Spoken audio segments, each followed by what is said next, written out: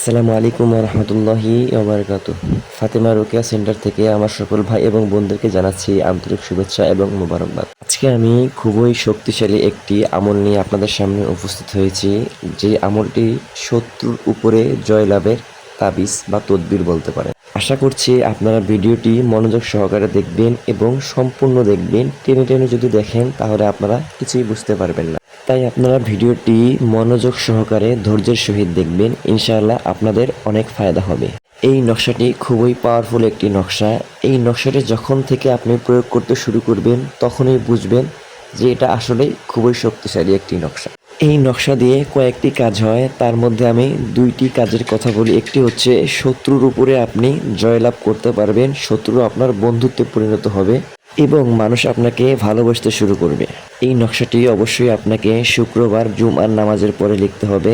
জাফরান কালি দ্বারা লিখবেন। জাফরান কালি যদি আপনাদের হাতের নাগালে না থাকে তাহলে অবশ্যই আপনারা লাল কালি দিয়ে লিখবেন, এতেও কাজ হবে। এই নকশাটি আপনারা লিখবেন জুমার নামাজের পর, লেখার পরে দরুদ শরীফ পড়বেন এবং এই নকশার দিকে আপনারা কিছুক্ষণ তাকিয়ে থাকবেন, 5 মিনিট 10 মিনিট তাকিয়ে থাকবেন।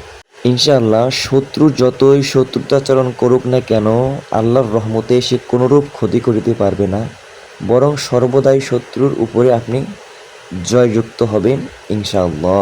এবং এই নকশাটি যদি আপনি প্রতিদিন 5 থেকে 10 মিনিট দরুদ শরীফ পড়বেন এবং তাকিয়ে থাকবেন এই নকশার দিকে, তাহলে ইনশাআল্লাহ আপনার যত প্রকারের বিপদ আপদ আছে সব বিপদ আপদ আল্লাহ তাআলা গয়ব থেকে আপনার সমাধান করে দেবে। তো বন্ধুরা, ভিডিওটি আজকে এ পর্যন্ত। যদি ভালো লেগে থাকে তাহলে অবশ্যই লাইক, কমেন্ট এবং শেয়ার দেবেন এবং বেশি বেশি আপনারা এই আমলটি করার চেষ্টা করবেন। আসসালামু আলাইকুম রহমতুল্লাহি ওবারাকাতুহ।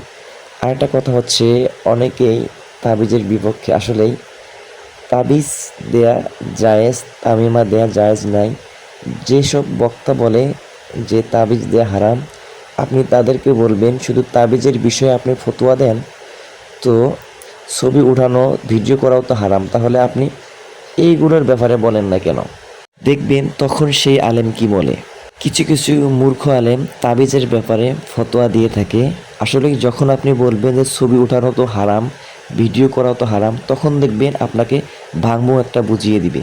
তখন সে বলবে যে ছবি ওঠানো জায়েজ আছে।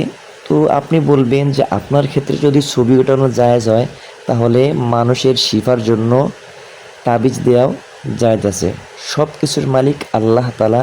কেউ তাবিজকে বিশ্বাস করে ব্যবহার করে না, বরঞ্চ আল্লাহ তাআলার উপরে বিশ্বাস রেখেই শিফার জন্য এই তাবিজ ব্যবহার করে।